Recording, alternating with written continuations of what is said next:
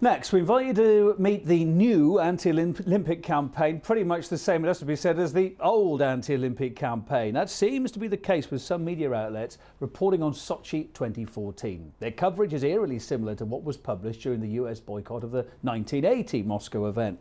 RT's Gayane Chichyakyan next compares now to then. You know, some media outlets here have tried so hard to make the Olympics in Russia smell like Cold War. In their coverage, some didn't even bother to come up with new tools. New graphics, same old bear. This cover is from 1980 when the US boycotted the Summer Games in the Soviet Union.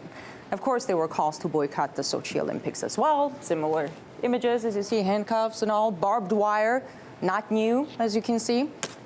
Andrew Craig, who wrote several books about news coverage in America, is here with me to chat about all this sea of negativity. Thank you so much for coming. Pleasure. Mr. Craig. You know, Russia has come a long way since 1980, and it's a very different country now, but it seems some of these outlets want their readers, want their audience to see Russia as if it's still 1980.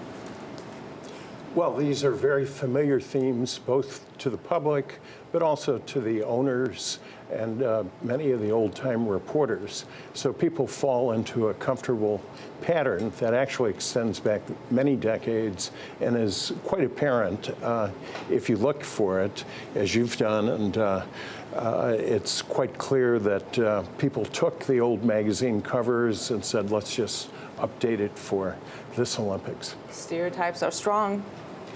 Exactly, and you know, they call it the news industry, but in many ways people like the old industry, but the old themes, but call it news. But sometimes, you know, in the middle of this sea of negativity, you sometimes see reports like the one I saw in the New Republic. The author went to a popular gay bar in Sochi and writes about how desperate foreign journalists are trying to find traces of gay persecution there, and they can't. Those they talk to say no one is bothering them except journalists.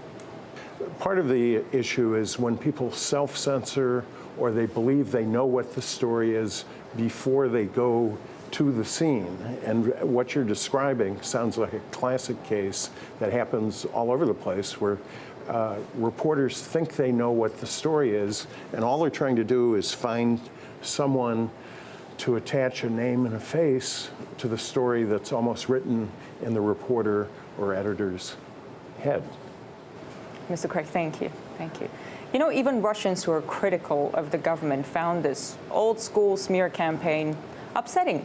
But for most, it's like in the old Russian saying, the dogs bark, but the caravan moves on. So let them bark. Enjoy the games. I'm Gayane Chichyakyan in Washington, RT.